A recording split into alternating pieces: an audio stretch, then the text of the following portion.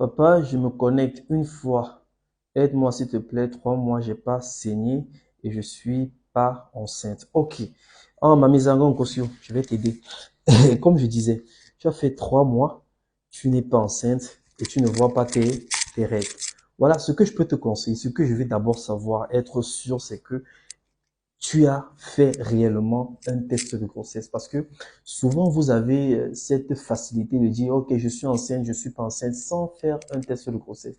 Est-ce que vous avez eu à faire un bêta-HCG qui confirme réellement qu'il n'y a pas d'embryon dans votre ventre, qu'il n'y a rien comme grossesse dans votre ventre? Si vous avez déjà fait un bêta-HCG sanguin et urinaire qui confirme que oui, réellement, il n'y a pas de grossesse, c'est super, c'est magnifique. Alors, outre la grossesse, qui peut être à l'origine d'un retard ou d'un blocage de cycle, nous avons plusieurs autres facteurs qui peuvent également être à l'origine d'un retard ou d'un blocage de cycle. En premier, je peux citer le stress par exemple. Le stress, on le vit chaque jour. Chaque jour, tout le monde est stressé. On le sait, avec les difficultés du pays, on est stressé. Mais maintenant, pour éviter le stress, c'est pas facile d'éviter le stress. Le stress, déjà, c'est un facteur majeur du retard ou d'un blocage de cycle. En dehors du stress, nous pouvons avoir quoi? Nous pouvons avoir une perte de poids importante. Si vous constatez que vous avez perdu du poids ces temps-ci d'une manière importante, ça peut aussi être une cause de votre retard ou d'un blocage de cycle. Nous pouvons en outre avoir une activité physique excessive. Si vous avez une activité physique excessive, ça peut également expliquer votre blocage ou votre absence de cycle, de retard de cycle, autant pour moi. En dehors de ces trois, nous pouvons également citer un dérèglement hormonal. Beaucoup prennent des pilules du lendemain sans savoir que ces pilules peuvent être à l'origine d'un retard ou d'un blocage de cycle.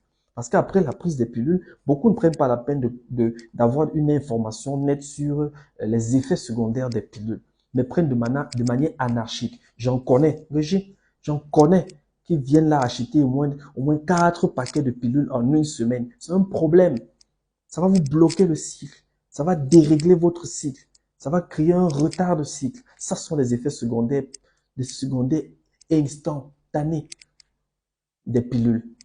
En dehors de ce dérèglement hormonal, nous pouvons avoir le syndrome des ovaires polykystiques. Je ne sais pas si vous avez entendu parler du syndrome des ovaires polykystiques. C'est aussi un facteur majeur.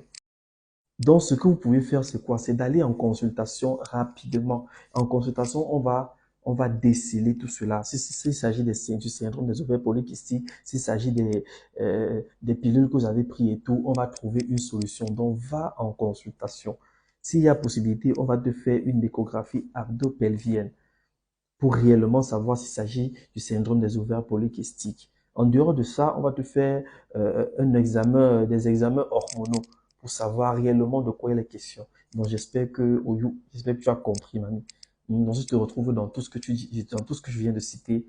Voilà, c'est qu'il y a un hic qu'il faut régler. Donc Redota, va à l'hôpital, va te faire consulter, tu auras une bonne solution. Mon numéro est sur mon profil. Si vous avez besoin d'aide, écrivez-moi sur WhatsApp, je vous réponds instantanément. On est ensemble, en bon entendeur. Salut, t'es.